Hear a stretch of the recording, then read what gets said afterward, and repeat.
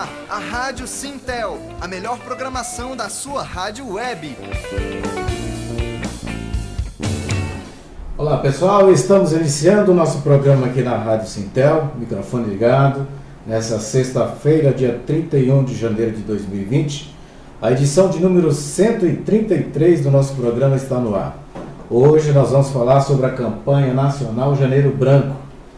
Esta campanha é para lembrar a importância de se cuidar da saúde psicológica das pessoas. A vida dita moderna, entre aspas, será que isso tem influenciado e influencia na saúde mental dos cidadãos e das cidadãs? Sobre esse assunto nós vamos conversar aqui no programa com a psicóloga Andréia Chaves, que já está aqui comigo. Você pode compartilhar nosso programa, compartilhar com seus amigos, com seus colegas.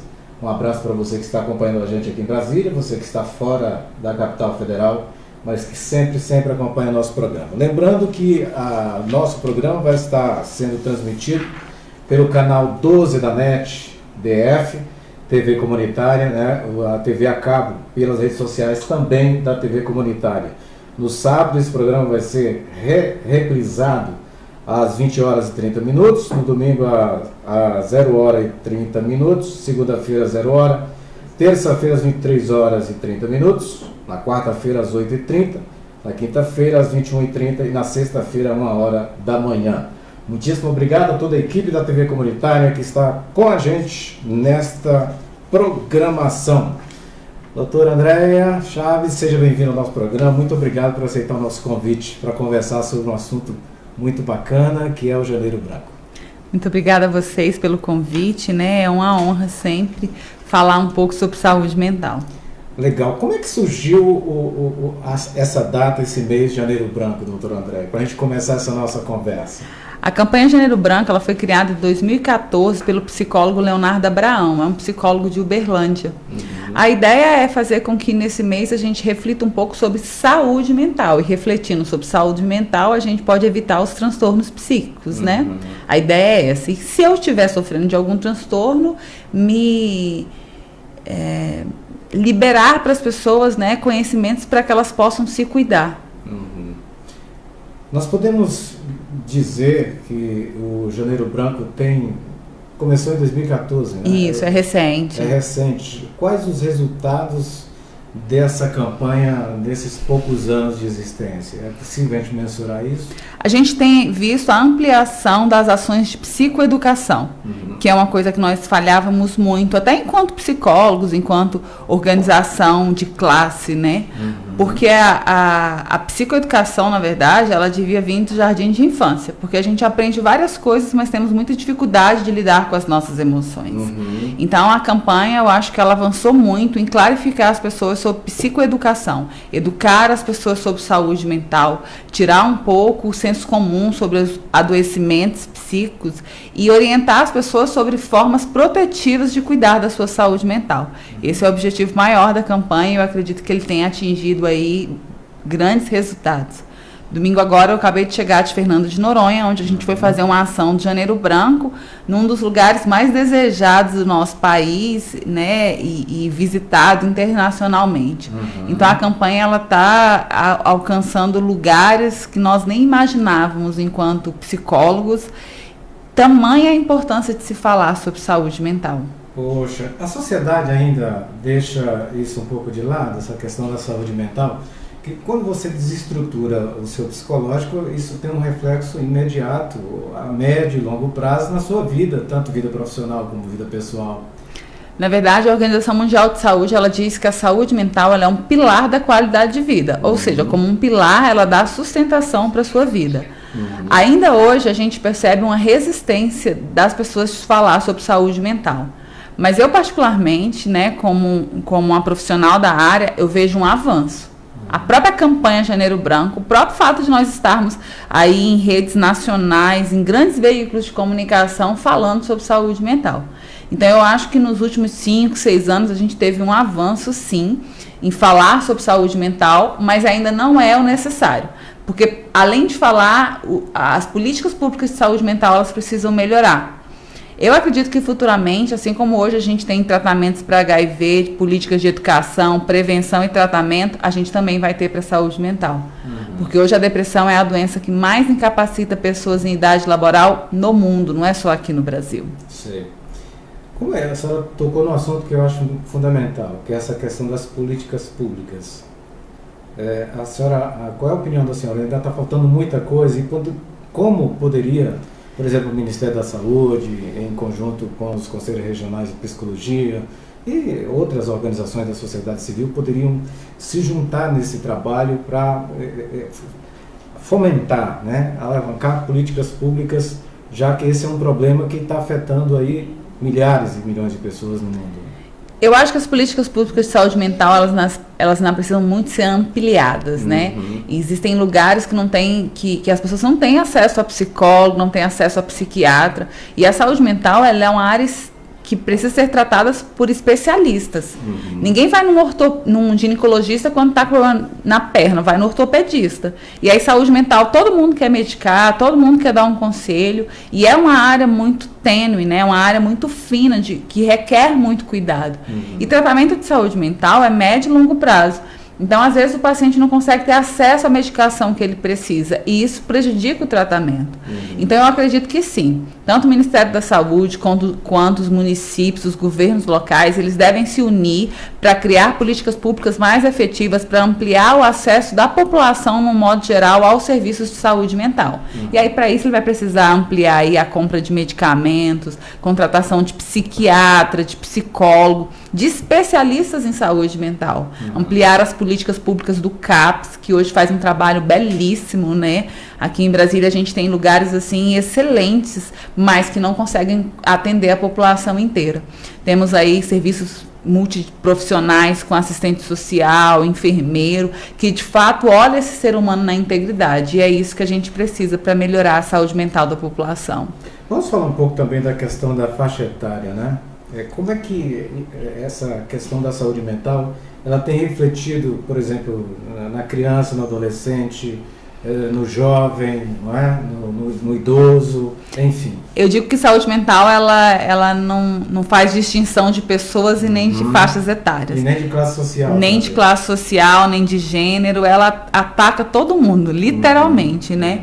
A gente vê e tem muitos casos de crianças se automutilando com suicídio, crianças com pânico, depressão, mas a gente também tem idosos se matando. Então, eu acredito que tem atingido todas as faixas etárias. Agora, a gente tem ali uma concentração entre a primeira fase adulta, ali dos 17 aos 28 anos, a gente tem uma concentração de maior incidência. Mas eu não sei te falar se é de maior incidência ou de maior busca por tratamento. Certo. Porque muitas vezes uma criança está lá triste ou não consegue lidar com as suas emoções, a mãe fala, ele é assim mesmo, ele é tímido. Talvez nessa idade, por trazer um dano social, um dano laboral, as pessoas procurem mais tratamento. Legal. Como é que é em relação à questão da discriminação? Como reflete esse descontrole emocional, esse problema mental, quando a pessoa é discriminada, ou tanto por gênero, não é?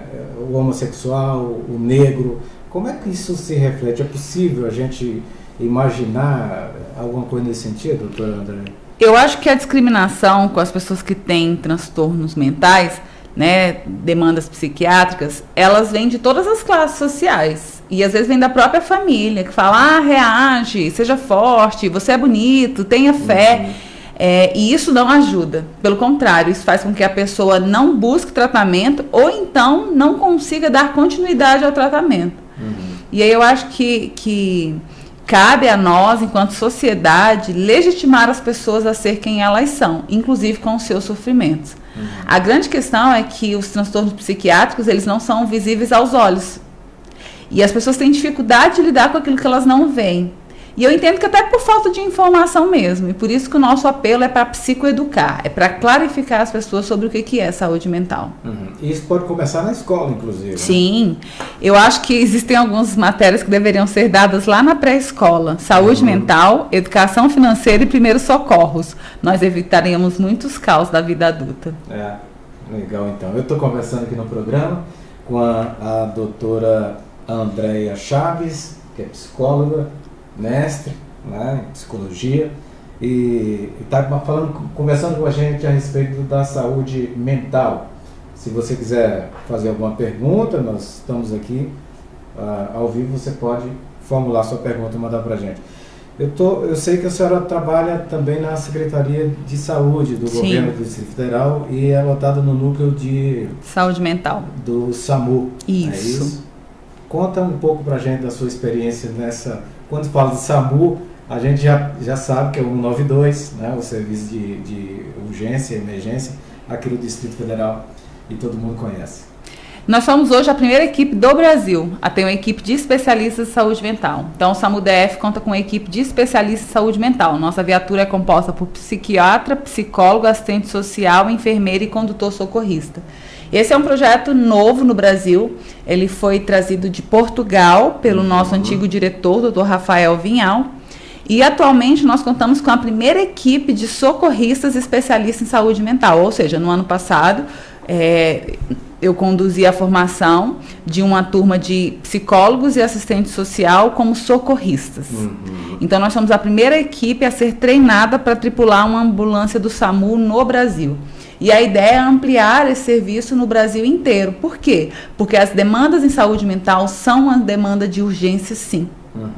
E aí, hoje, dentro do SAMU, a gente atende inúmeros casos, desde a surtos psiquiátricos até suicídio consumado, situações de calamidade social, que precisam da interferência, né, da atuação de um especialista em saúde mental.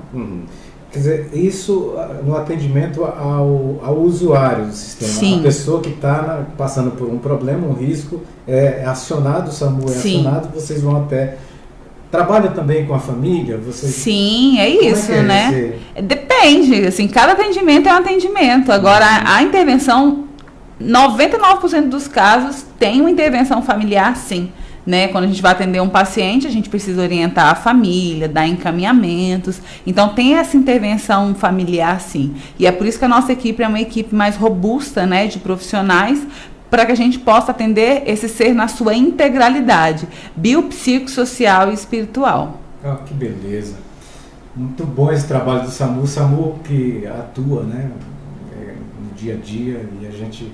Então, vocês têm uma ambulância ou são equipadas? Porque são várias. Não, nós temos uma ambulância, temos uma equipe. É uma única equipe para atender Brasília inteira, porque o SAMU ele funciona por regionais, né? Como é que é? Vocês recebem o chamado atendimento? Igual qualquer outra equipe do SAMU. É uma questão voltada... O médico regulador identifica e dispara a equipe igual qualquer outro serviço do SAMU. Nós somos uma equipe especializada dentro do SAMU. Às vezes, vocês identificam isso à medida que a chamada é feita? Né? Sim. É a chamada normal pelo 192, o médico faz a triagem e, entendendo que é um caso de saúde mental, ele dispara a nossa equipe se ela estiver disponível, porque nós somos a única equipe de Brasília, então nós não conseguimos contemplar todos os casos. O atual diretor do SAMU, Dr. Alexandre Garcia, ele apoia muito o serviço. Que legal. Então, ele no ano passado permitiu com que o curso fosse feito, ele dá todo o suporte para que a equipe, de fato, possa atuar em saúde mental. Então, hoje em Brasília, a gente tem uma equipe de saúde mental estruturada, com o apoio da gestão, e a gente tem feito um trabalho diferencial ao ponto de sermos convidados por vários estados no Brasil para falar sobre a nossa experiência aqui em urgência em saúde mental. Muito bom. Doutora, vamos falar um pouquinho em relação ao Janeiro Branco, porque essa campanha não é só durante o mês de janeiro, é uma campanha que tem o nome Janeiro Branco, mas ela deve dar sequência durante o ano todo, né? Na verdade, a gente fala que janeiro é porque é o mês que todo mundo está pensando, fazendo projetos, programando o resto do ano, mas a ideia, de fato, é que a campanha seja o ano inteiro, né? A gente precisa pensar sobre as nossas emoções durante todo o ano. E aí a gente entende que o mês de janeiro é um mês favorável, onde as pessoas estão cheias de expectativas para o ano novo, cheias de metas, projetos, cheias de sonhos. Então, é um mês favorável para se falar sobre saúde mental. Mas saúde mental é um tema que a gente tem que falar para a vida, né? Não tem como a gente se desligar das nossas emoções. Vamos trazer um pouco também para a questão do trabalho de call center. Como é que a senhora deve ter tido muita experiência nesse trabalho também, deve fazer atendimento de pessoas que trabalham na área de call center, de telemarketing, que é uma área que exige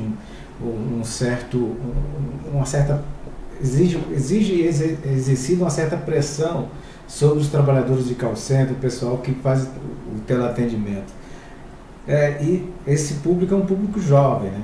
Que geralmente enfrenta essa realidade no primeiro emprego, né, doutora?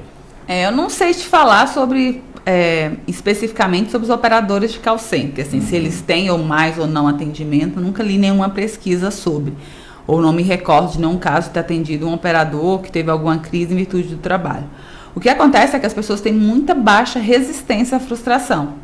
E aí elas saem do mundo ali da juventude para o primeiro emprego, e muitas vezes é de operador de call center, e a pressão que o trabalho exerce acaba às vezes favorecendo aí algum desequilíbrio emocional ou suscitando, né, alguma coisa que a pessoa já tem na sua estrutura biológica. O que eu acho é que as pessoas precisam ser mais resistentes. E como é que eu faço para ser mais resistente? A pessoa precisa buscar, de fato, né, entender quem ela é, ter boas vinculações sociais, né, grupos de apoio, família.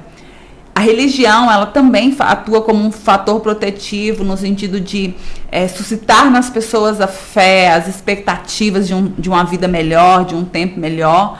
Porque o cargo de operador de call center em si, embora seja um cargo de muita pressão, ele também tem as suas vantagens, né? A pessoa só trabalha 6 horas, ela pode, né, se submeter aí a estudar ou a um outro emprego para complementar a renda.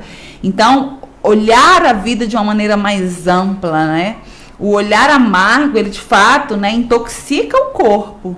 Porque a vida e a morte, ela está no poder das palavras. Então, eu percebo que as pessoas, às vezes, elas murmuram muito sobre o seu trabalho, criticam, falam palavras negativas, já chegam num ambiente de trabalho pesado. E o ambiente de trabalho sou eu e você. Então, às vezes, as pessoas falam muito do ambiente de call center, mas o ambiente ele é feito pelas pessoas que estão lá. E aí eu não consigo mudar o mundo, mas eu consigo minimamente cuidar de quem eu sou. E aí eu me sinto muito legítima para falar isso, porque meu primeiro emprego foi de operadora de telemarketing.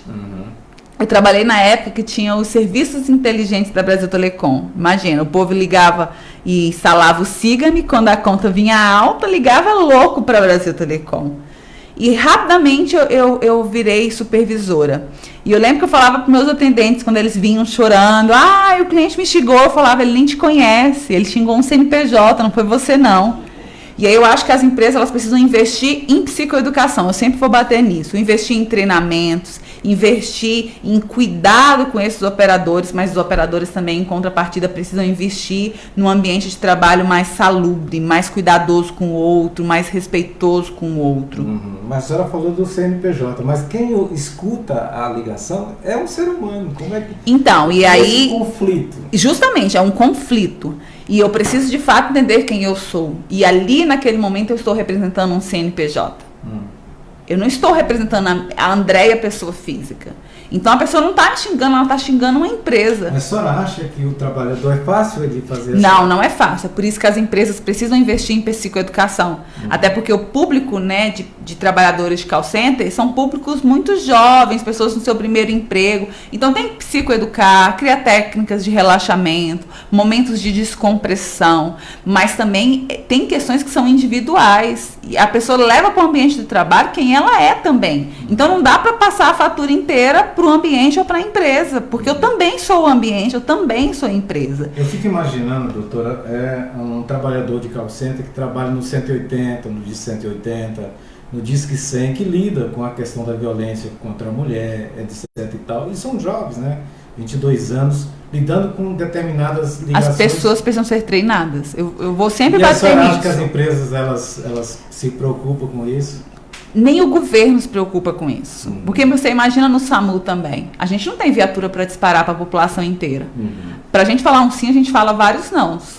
E as pesquisas falam que o trabalhador de urgência e emergência, ou seja, SAMU, bombeiro e polícia, sofre 5 vezes mais possibilidades de adoecer da psique do que a população em geral, inclusive do que o operador de telemarketing. A gente sofre muito mais pressão. A gente lida com a morte todas as horas. Todos os momentos nós lidamos com a morte. Então, as ações de educação, elas não são restritas só na iniciativa privada, não. No governo também é. Só que eu entendo que a gente precisa ter uma força de criação e não uma força de reação. E as pessoas, no âmbito geral, elas reagem e reclamam. E eu acho que as pessoas precisam criar. E aí eu me sinto muito legítima para falar isso, porque eu fui da iniciativa privada e sou do governo. E vários projetos que eu atuei no governo foram iniciativas minhas.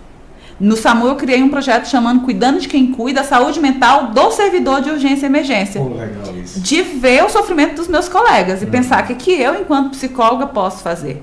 E aí nós criamos o serviço, o Cuidando de Quem Cuida, que é um serviço de saúde mental só para os nossos servidores. Nós fazemos Janeiro Branco para os nossos servidores.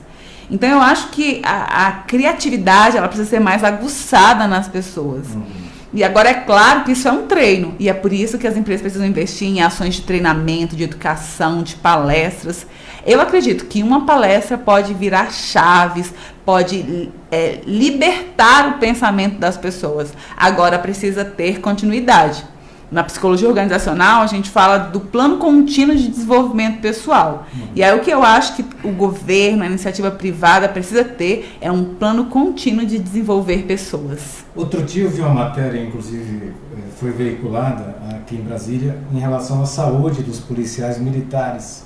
Aliás, foi uma série de reportagens, né? E onde se chegou à conclusão de que a nossa polícia está doente. Sim. Como é que você coloca um policial ou uma estrutura da polícia militar para atender pessoas e a sociedade, sendo que a própria estrutura, a organização em si, está adoecida? Então, é muito complexo, né? Eu não me sinto legítima para falar sobre a polícia militar porque eu não sou de lá. Mas o que eu posso dizer é que sim, eles vivem numa pressão altíssima. Eles saem de casa preparados para morrer. Você concorda comigo? E aí a população, às vezes, ela acha que aquele cara que está ali é só um objeto, tem que fazer e proteger e pronto, e acabou. E aí, quando acontece de um policial atirar num bandido ou numa cena, a população vai em cima da polícia. Quando, na verdade, a polícia ela trabalha para defender a população, mas ela é um trabalhador, um ser humano como qualquer outro. Então, eu acho que nós, enquanto população, nós, enquanto seres humanos, precisamos nos aproximar do humano. E aí, quando eu me aproximo do humano, eu vejo um policial, eu vejo uma pessoa do SAMU, eu vejo um operador de telemarketing como um humano. E aí, como um humano, ele tem direito a tratamento, ele tem direito a ficar doente, ele também tem direito à cura, a cuidado. Então, o que eu acho que nós precisamos, e uma das coisas que a gente fala muito no Janeiro Branco, é voltar à humanidade. Voltar a esse olhar para o outro, que a gente está perdendo. E não é fácil, né? Não é fácil, mas é possível. A senhora acha que a tecnologia, a sociedade moderna, favorece dificultar ainda mais esse contato, essa ligação direta de respeitar o outro, do ser humano para o ser humano? Eu acho que ela favorece e prejudica, depende do como você usa. Porque, por exemplo, o Skype hoje me permite atender pacientes nos Estados Unidos. Eu tenho um paciente nos Estados Unidos, tenho um paciente na Itália, tenho um paciente em Goiânia, no Rio, em São Paulo, em Belo Horizonte. E o Conselho de Psicologia hoje, inclusive, nos permite atender por Skype, né? Atender virtualmente. Perfeito. Mas também é muito comum a gente estar num restaurante e ter duas pessoas, né? Você olha para o lado, tá cada um conversando no seu smartphone. Então, é a linha do meio.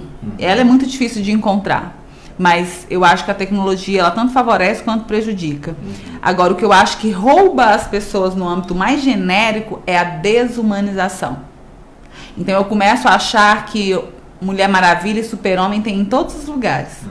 Quando, na verdade, isso é desenho animado. Na vida real, todos nós somos frágeis, temos as nossas habilidades, mas também temos as nossas limitações. Independente do cargo que ocupamos ou da carreira que escolhemos, não somos perfeitos, mas estamos em desenvolvimento. Tá certo.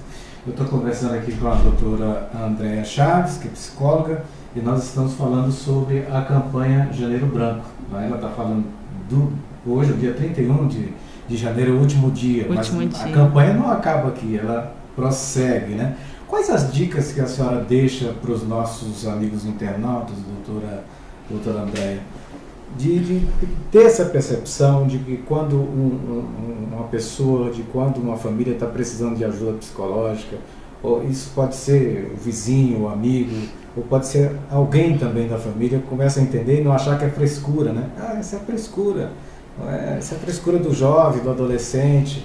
Quer dizer, é uma coisa muito mais séria por trás desse contexto, né? Eu acho que a dica é, veja o ser humano, né? Legitimize o outro a ser quem ele é. E com isso você se legitimiza a ser também quem você é. Mas existem alguns sinais que devem ser observados. Quando a pessoa tem alterações de comportamento, tanto para depressão, para melancolia, quanto para euforia. Quando a pessoa começa a ter alterações de sono, dormindo pouco ou dormindo demais, alterações de comportamentos alimentares. Quando a pessoa começa a se isolar socialmente, ou com um discurso muito mórbido, né? Eu não mereço essa vida, Deus podia me levar, para que eu vivo? Começa a ficar atenta a essas falas e ofereça ajuda. E às vezes você vai precisar ser a ajuda, de pegar na mão daquele familiar, daquele amigo e levá-lo ao médico, porque ele não vai dar conta disso sozinho.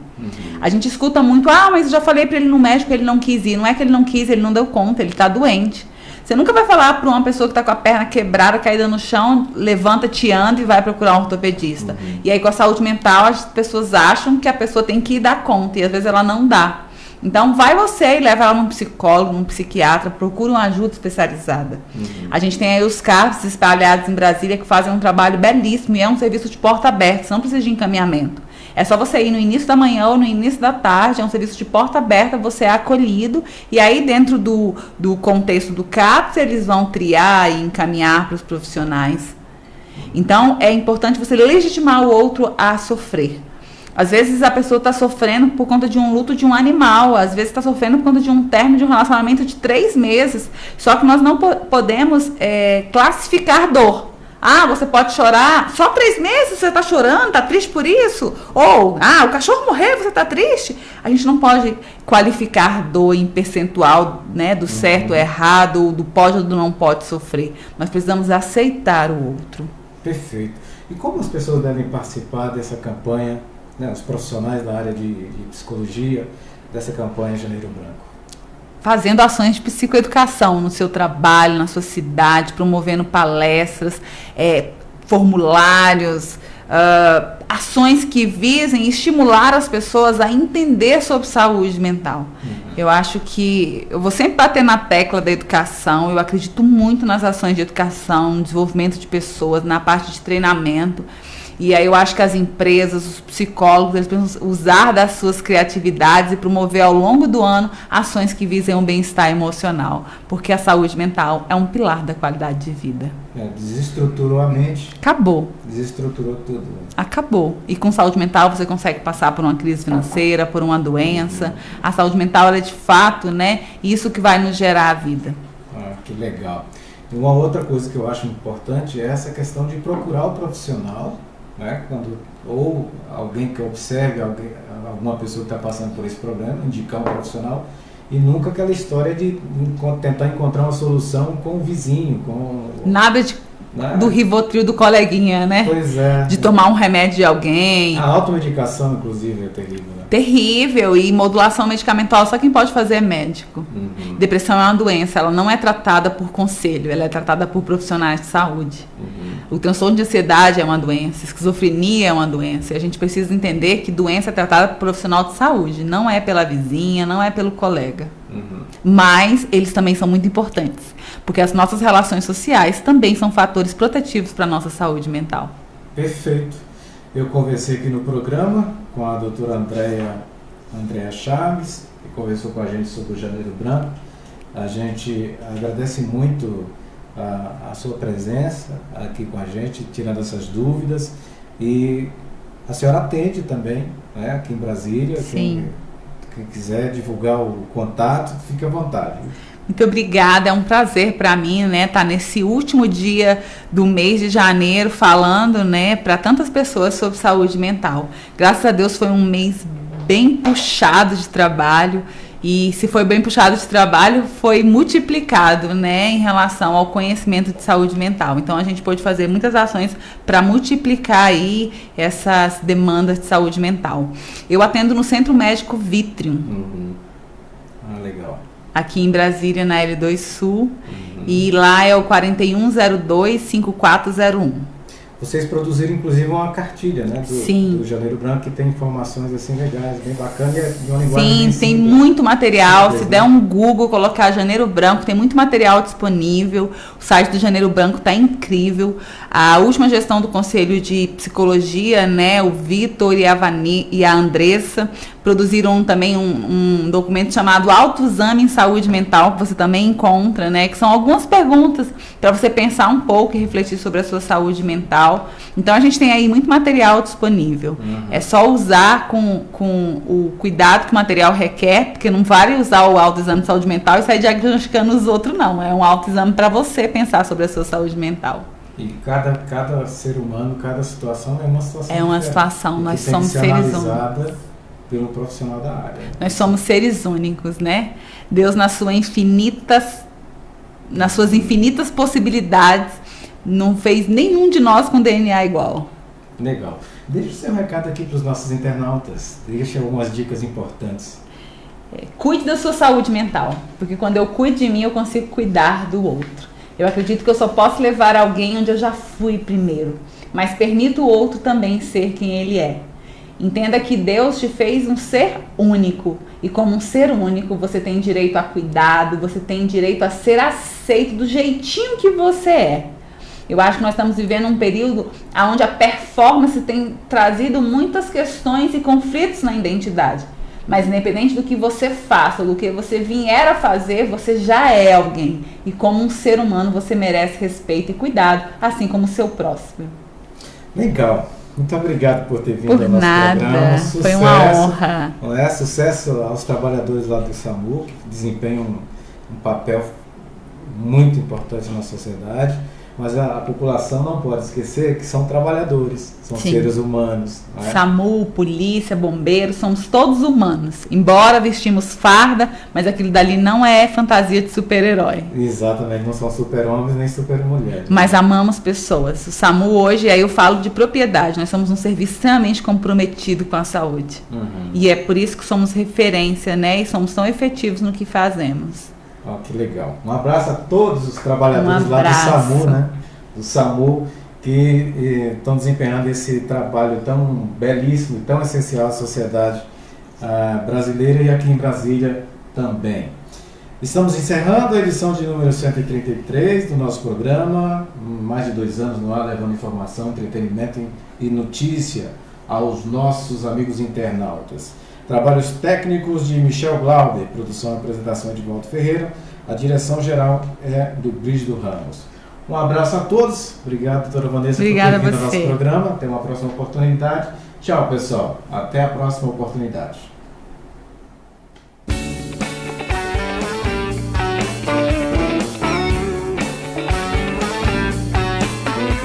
A Rádio Sintel fica por aqui. Aguardamos você na nossa próxima programação.